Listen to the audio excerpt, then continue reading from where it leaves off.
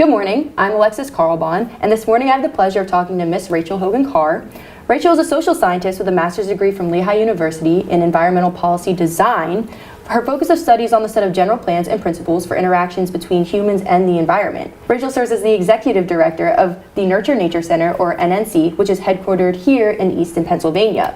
Today, Rachel is at Wilson to offer a great internship opportunity for our student body. So let's get into it by learning more about it. To start off, what is the NNC and what are the goals of your organization? Nurture Nature Center is a science-based community organization in downtown Easton, and we work to get the community learning about, thinking about, understanding, and talking about local environmental risks, and also the things that we can do to be stronger and more resilient in the face of those risks. All right.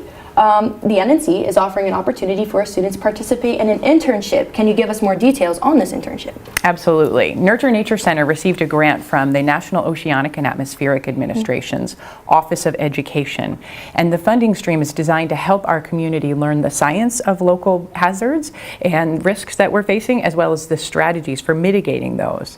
As part of that project, we're going to have programs for the community and also youth to learn about and come together to understand the science of hazards and strategies.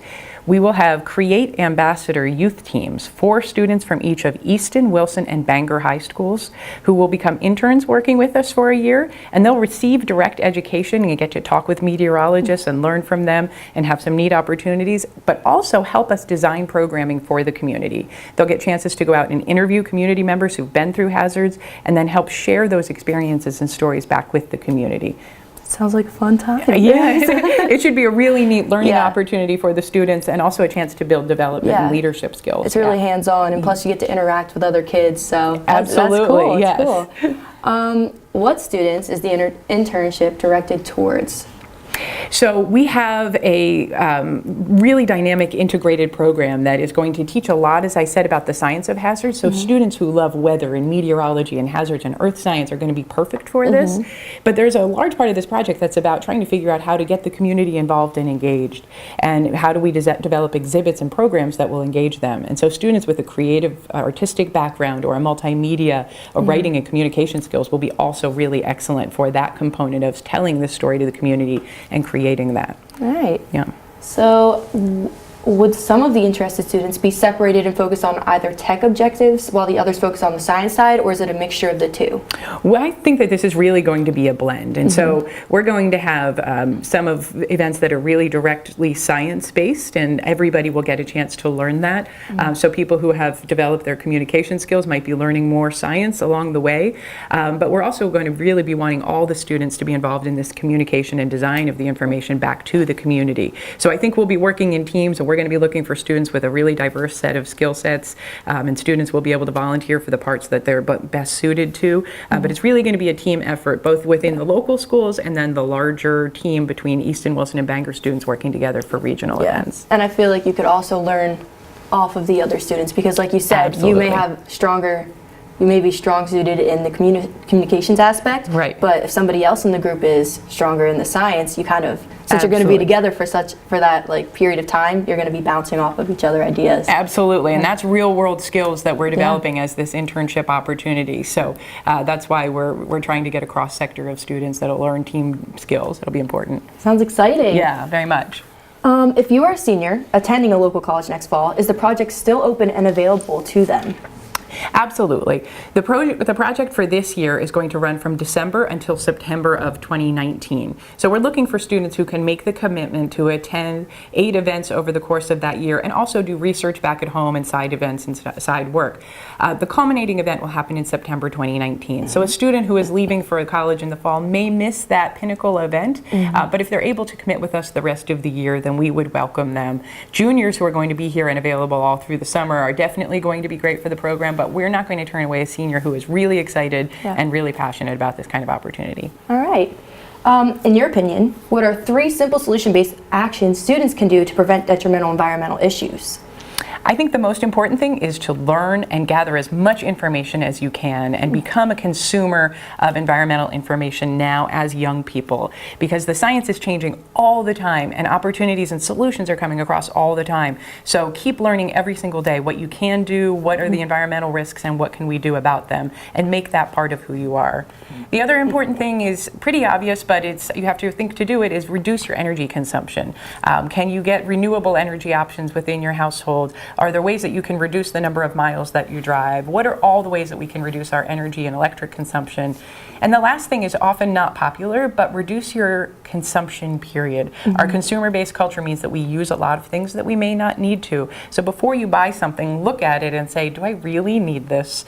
And what is it made of? And when it's time to throw it away, where is it going to go? And how long am I going to hang on to this? And if we can reduce our consumption, we reduce manufacturing and all of the air quality effects. We reduce the garbage at the other end. We reduce our energy consumption.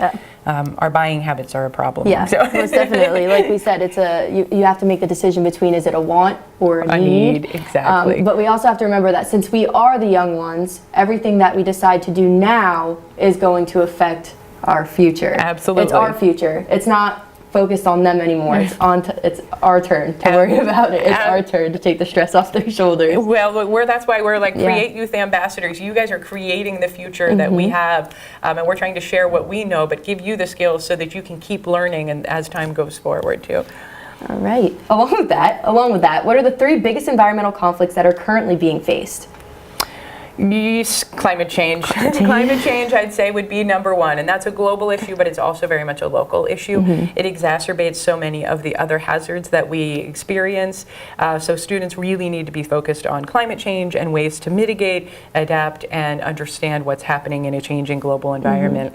Locally, one of the big risks, of course, is flooding, and so our area has a very long, strong history of flooding, which has major impacts and considerations for how we use our land, our development patterns, and how we live safely with our rivers and streams. And that's something that is a core of the work at Nurture Nature Center. And also, we should look at, I think, the growing and developing transportation network that is forming here in the Lehigh Valley. The Lehigh Valley's population is increasing pretty rapidly, and with that is coming more cars.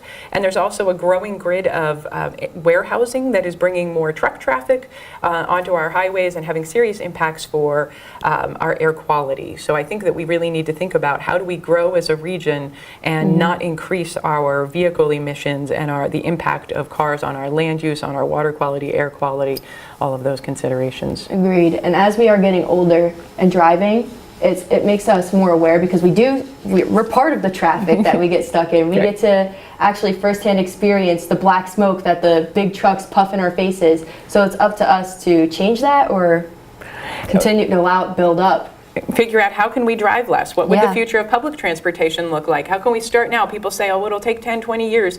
Well, 10, 20 years are going to pass. It's going to pass 20 is going to pass. So how can we start moving toward a future that has less impact from individual vehicles and more a movement toward bicycles and other pathways for getting around? Agreed. Finally, how can this project opportunity for the current generation of students affect the environment's future and its outcomes? Well, as you've said, you are the future. And we really need young people today to feel that it's their responsibility to know and own and care for the environment. That's what Nurture Nature Center does all the time, is try to create a culture where the community expects that it's its job to care for the community, expects its community leaders to do the right thing by the environment. And this is what we're hoping with Create Youth Ambassadors, that the students who participate in this program will build science skills and also the skills to engage the other students in their school and their families in feeling like they are also stewards of the environment and responsible for it. So we're hoping that this brings that out in the students who are involved. Most definitely. It's kind of like if you see your friends are doing it, maybe you'll do it. Because if you're told to do it, you don't want to do it. But if it's a cultural norm that we, of course, will take care of the environment and do the right thing, then we would be in a much better place. Most definitely. So, well, thank you for coming in to explain and offer this amazing opportunity for our students. For more information about the internship, visit nurturenaturecenter.org/create ambassadors, or check out the NNC flyers that will be posted around the school. Once again, thank you for coming in. Thank you for having me. It's great to be here. Thanks.